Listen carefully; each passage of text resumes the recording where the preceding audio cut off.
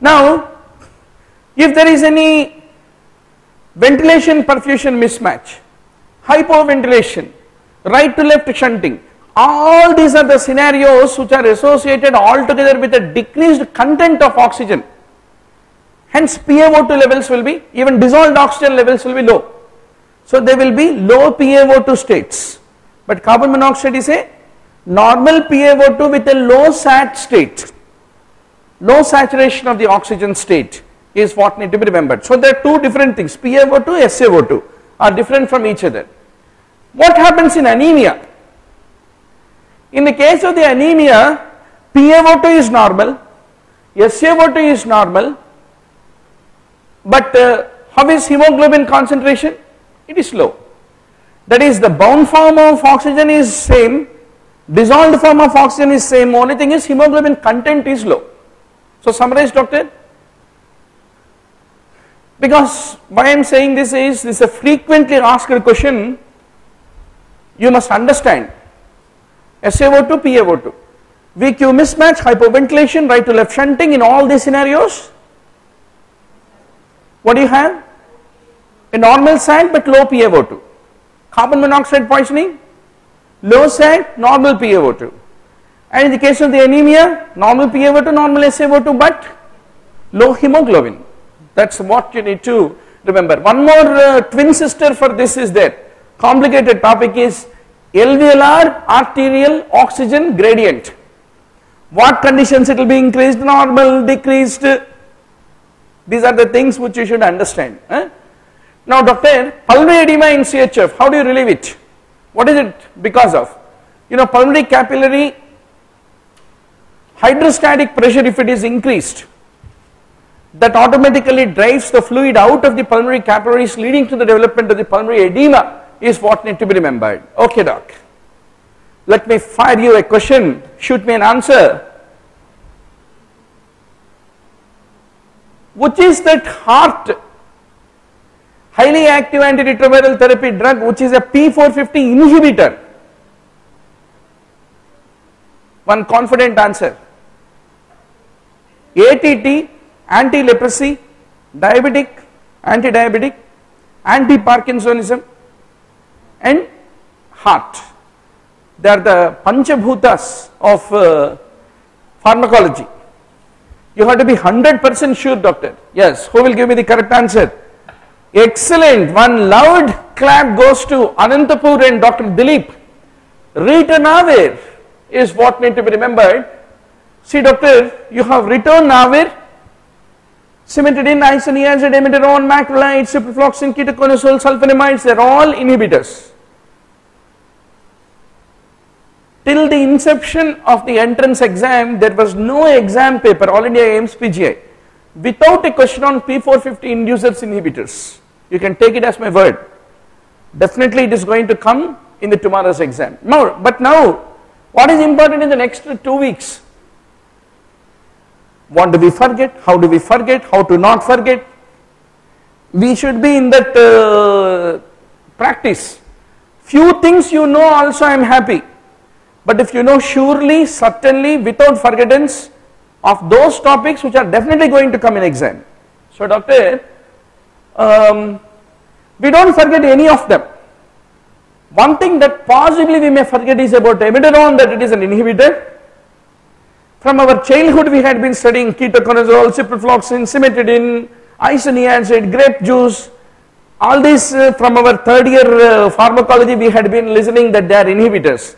Additionally, also remember ritonavir is what need to be remembered. What happens if you cholinergically stimulate the bronchi, bronchoconstriction, and that will increase the resistance and the work of breathing. 70-year-old with CHF, and you have treated him with a positively inotropic drug. What will it do? A positive inotropic drug increase the inotropic strength.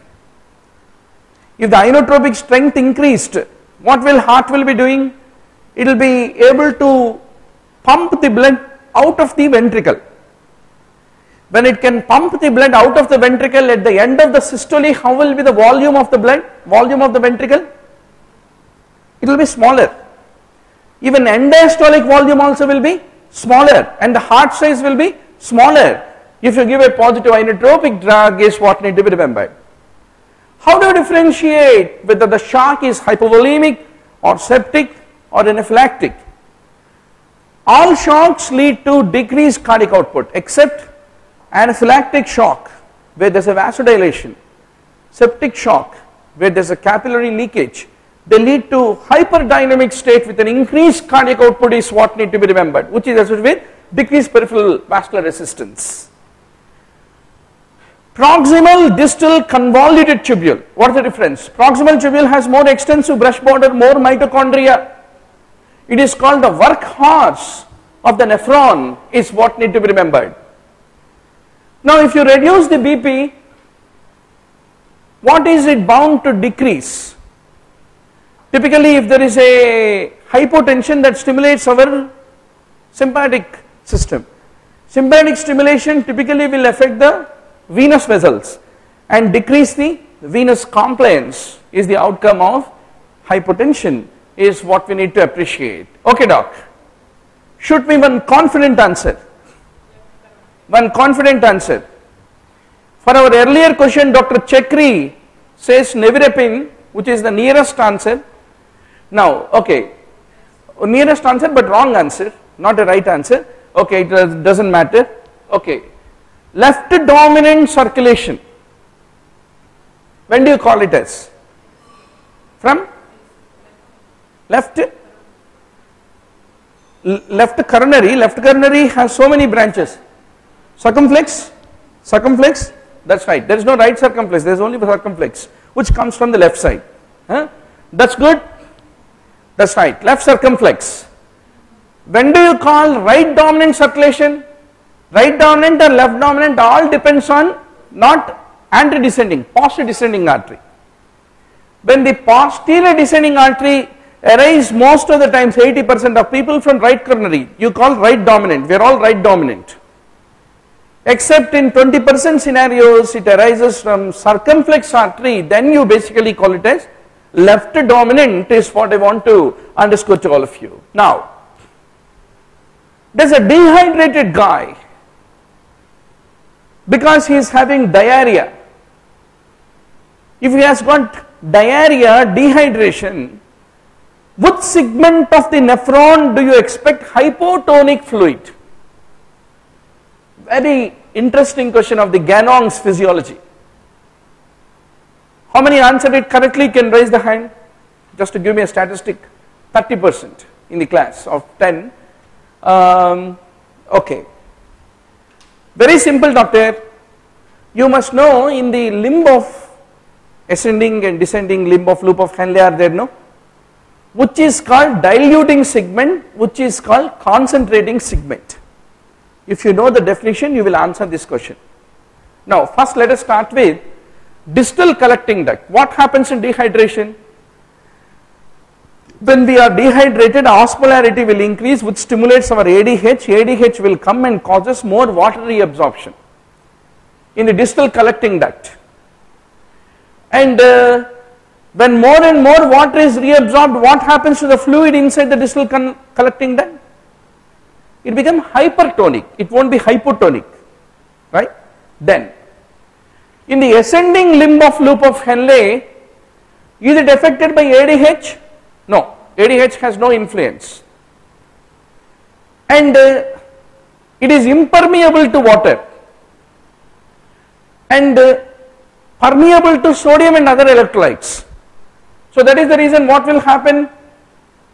It is a diluting segment. Water remains, but sodium, potassium, chloride all become reabsorbed. Hence the fluid is typically hypotonic. Now you will ask me a question. What is this foolish way of asking questions, sir? Whether dehydrated or not dehydrated also, ascending limb of loop of Henle is impermeable to water. Yes, that's right. Just to give you a little fix. Just to give you a little fix. If he is not dehydrated, what else can become the answer? If he is not dehydrated, there is no ADH. If there is no ADH, distal collecting duct also is hypotonic.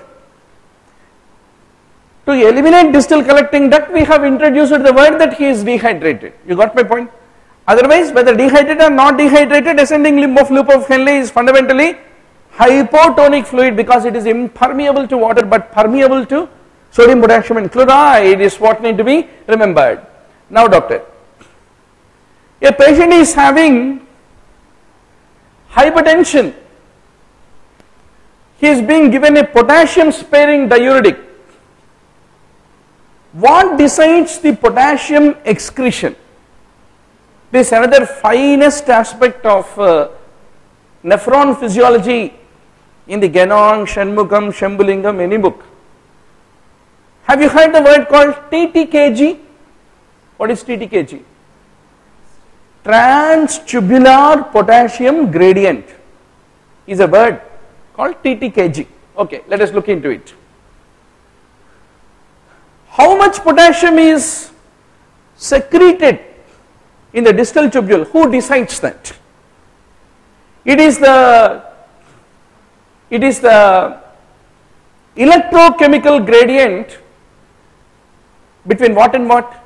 If you look at the distal tubule, there is a lumen, tubular lumen, and outside the tubule you have interstitium. Between the two, the potassium gradient is a driving force for how much potassium is secreted. Agreed? Suppose there is a lot of potassium inside the tubular lumen. Will there be any driving force for secretion of potassium? No.